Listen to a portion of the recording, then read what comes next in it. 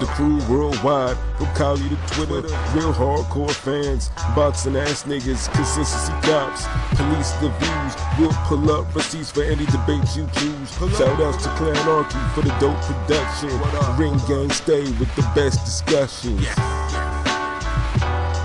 Ring Gang Radio. And after those fights happened, then we had Nonito Donaire versus Stephon Young. That fight produced a KO of the Year candidate. Donaire, for what he's doing at his age, going back down in weight to a division where usually there are no old men. I mean, Donaire's doing his thing, fighting a younger man, and it still has that ridiculous left hook. That's that ridiculous power. One left hook froze Young. Like, he took it and just, it was rigor mortis time. Like, dude fell in a fixed pose to the canvas, out. And I was just like, man. Stephon was doing well. He was boxing a little bit, whatever, winning a round or two.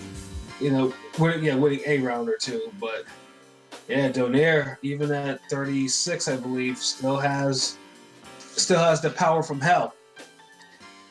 But he was at least boxing more and not just so intent on just landing the left hook.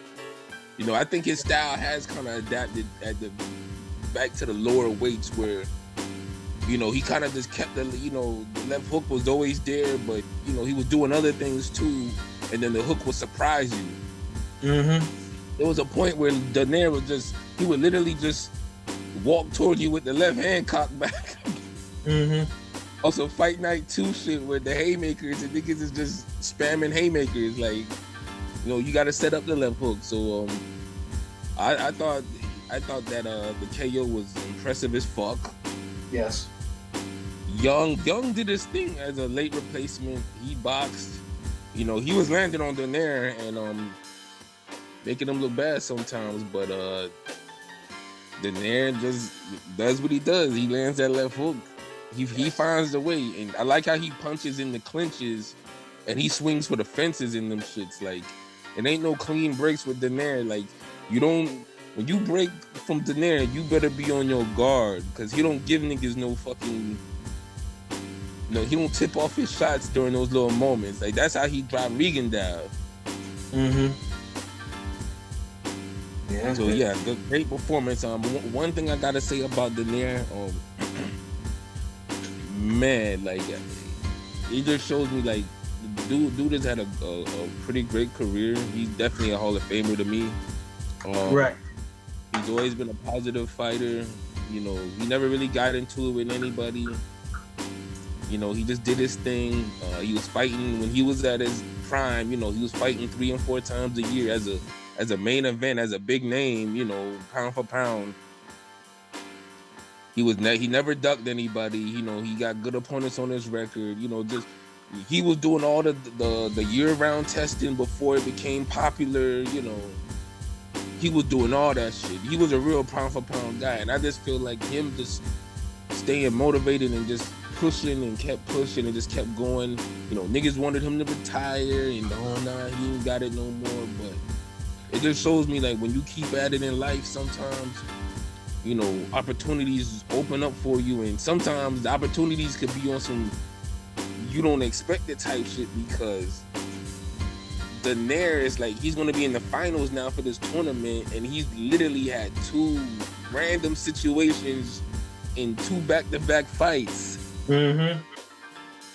Where, he was doing all the right things and he still got ahead. I think that's one of those, he's put great karma into the sport of boxing, and the boxing gods just looked out for him, and they're going to make sure he gets one final shining moment. And if that's against the monster or whoever. Or Emmanuel Rodriguez. I mean, like I said, if it's monster, obviously, you could probably say, you could probably call it passing on the torch type of fight if it's against monster. If it's against Rodriguez, it'll kind of lose its luster a little bit, but at least it'll give Donaire a chance to unify a belt. I think it's a great ending either way because he's gonna be in both fights. Neither guy could sleep on him. Right. But I feel what you're saying with the whole passing of the torch. I feel like it could be that way for both fighters because Daenerys the OG in those matchups. Mm-hmm. But just him getting to that position, it's just amazing in itself. We talking about a guy who he got on like 2007 as far as like getting onto the scene. So that's crazy. So shout outs in there and Young for putting on a good little fight, for the main event. Right. Or the second main event. We not used to having so many good matchups in one night. So, right, exactly. It's just like it's a rarity, you know what I'm saying? It was like that the zone was trying to restore that feeling for us, And which brings us to our final main event, which was Region Prograde going for his first title, the WBA 140 belt against Kyle Relic. And point blank, Prograde whipped his ass from the first round to 6 or where it was stopped. Like, I don't think Relic was ever in this fight. Like, Regis. You know what? I don't get that because Relic landed some shots. Well, he landed that one shot at the end of the bell, which was like the only time, and that actually rocked. That was the one shot, but as far as like the exchanges, I didn't see him just get blown. Like, he was definitely losing. He was getting them hands put on him. But when the stoppage came, I was like, that stoppage just felt weird. Yeah, I think the ref, he was already, because remember, he was already bleeding from his nose and everything. Like, he was profusely, like, he was thoroughly beaten and ass whooped. So I had no problem. I mean, happening at that moment was just like, I feel like you took away a real stoppage, a real knockout, a real highlight reel, and dude was still defending and exchanging and fighting. So it's like, it just, I don't know, man. It just, the performance-wise, I thought Prograde looked good. Just like he said in the interview, he gave you the boxer last time. This time he gave you the aggressive boxer, boxer puncher. So, he did his thing. I don't think the fight was as super one-sided. It was competitive. I felt the Flanagan fight was more one-sided. Shit. Yeah, and I thought it was a little bit one-sided. Like I said, because outside of, like I said, Relic landing that shot after the bell, I didn't think he was overly effective in the fight to the point where he was losing the rounds. Don't get me wrong, he was losing the rounds, but I feel like there's two ways you could lose a round. You could lose a round and somebody outworks you. Or you could lose a round and somebody's whooping your ass. Mm-hmm. And I felt like we kind of got a little bit of both of those. Like, I felt that there was spots where Prograde was just outworking him and Relic wasn't getting off enough, so he was losing the round. Then there was rounds where Prograde really put some damn mustard on them shots, and you was like, God damn, like, yeah, you whooping his ass now. Yes.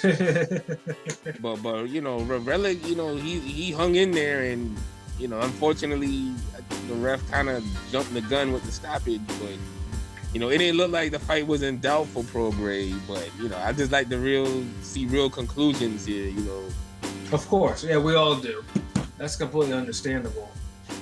Because there's been fights where I felt like they should have been stopped that went longer than they should have, but this was one of those where I'm like, yeah, the cut was bad, but we see some fucked up cuts now. I don't know, maybe I'm desensitized, the nigga too old, I don't know. Mm-hmm. Yeah, it's just like, yeah, I mean, at the end of the day, Relic, obviously, there's not gonna be a rematch because Relic is a tournament. So he is no longer champion, so he's out of the tournament. So right now we have Prograde. Now we're just waiting on the winner of Josh Taylor and Ivan Baranchyk, who I think they are scheduled to fight sometime next month, I believe.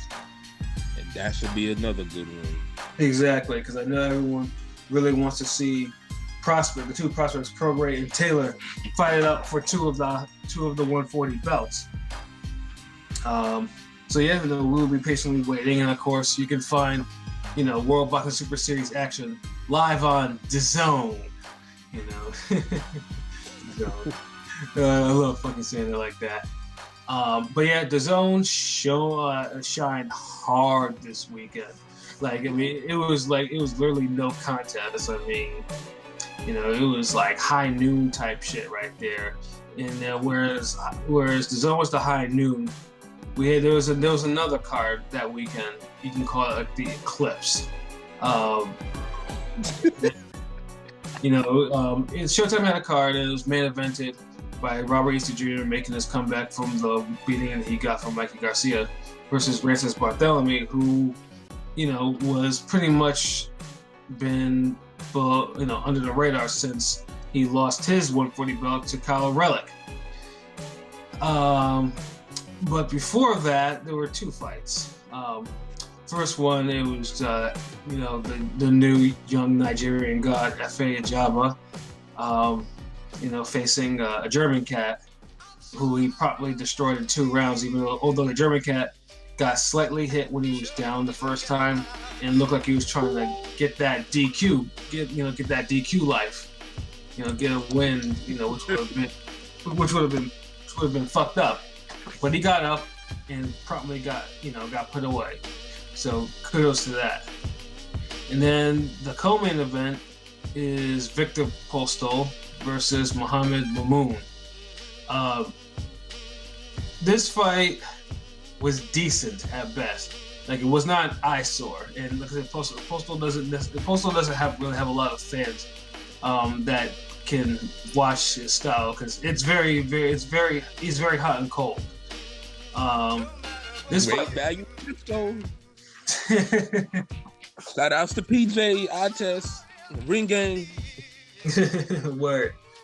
But no, him and Mamoun, the scrap was entertaining. Mamoun only had like 2 KOs and 21 wins. So honestly, I was not expecting anything from him in terms of regards of the stoppage. But, you know, he tried. I mean, although he fled a lot on his shots, didn't turn over a lot of his shots, you know, he still gave it as good as he got to Postol. But Postol was in there looking like Slender Man, and he was out there, you know, he did his thing. So, I mean, he won a very wide decision, and then it takes us to the main event: Robert Easter Jr. versus Rances Barthelemy.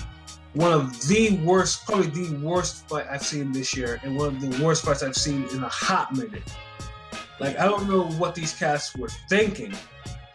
You know, it's like, you know, comic box, you know, it's bad when you have comic box, and those people are like, you know, comic box is very liberal with how it scores what's a punch or whatever. And the numbers, it was reported there were no double-digit numbers in any of the rounds by either fighter. I have never seen that before in a 12-round fight.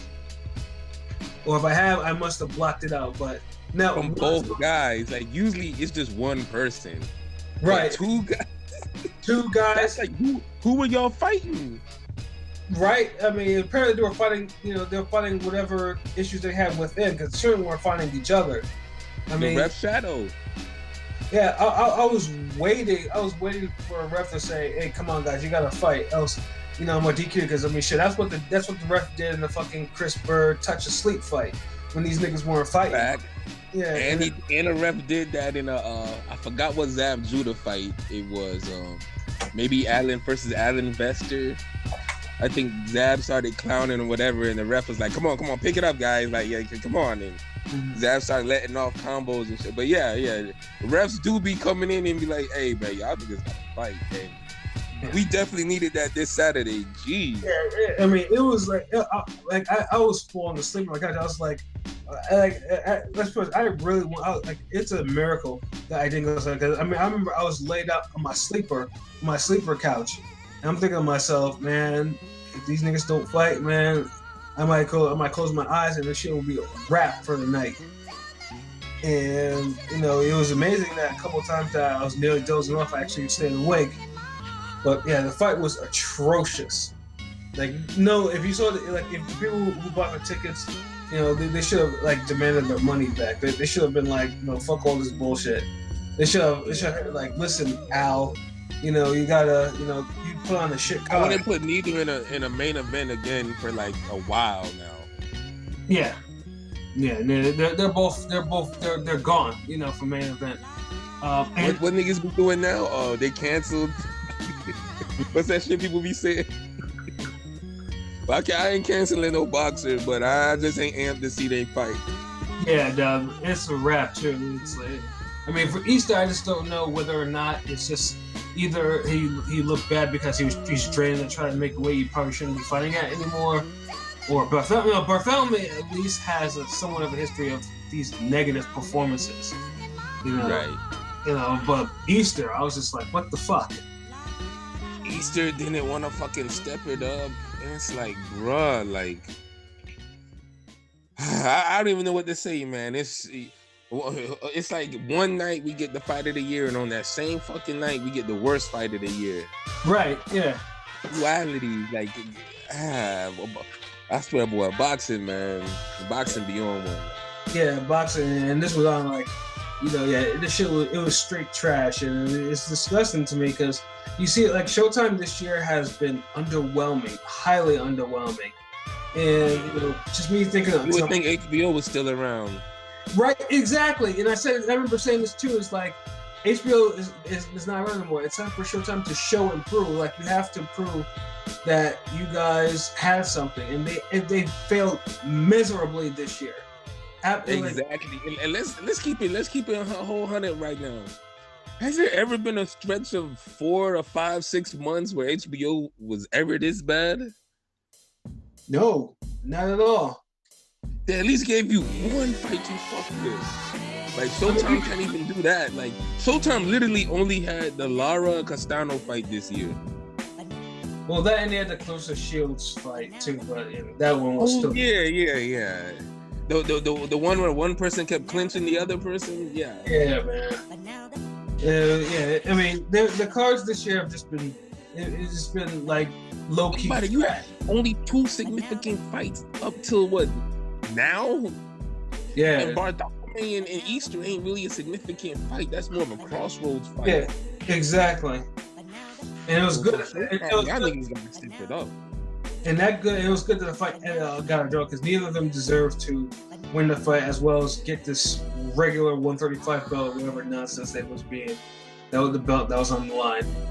So yeah, Showtime. I mean, lucky niggas don't count that as a loss. Shit. Yeah, I mean it hurts. I mean it hurts because Showtime, like I said, used to be one of those. It used to be a real nigga channel for boxing, like. You know, like HBO, they had the stars, and yes, they had good fights. Yeah. But Showtime had it was the meat and potatoes. You know, Showtime was ECW, my nigga. Yeah. You want to see the hardcore shit? You want to see motherfuckers jumping off of ladders and tables and putting chairs in people's faces with their feet.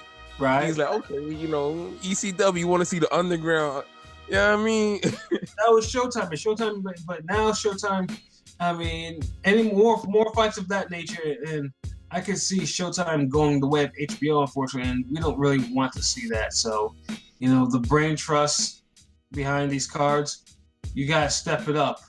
Step it up now. You don't have too much time left.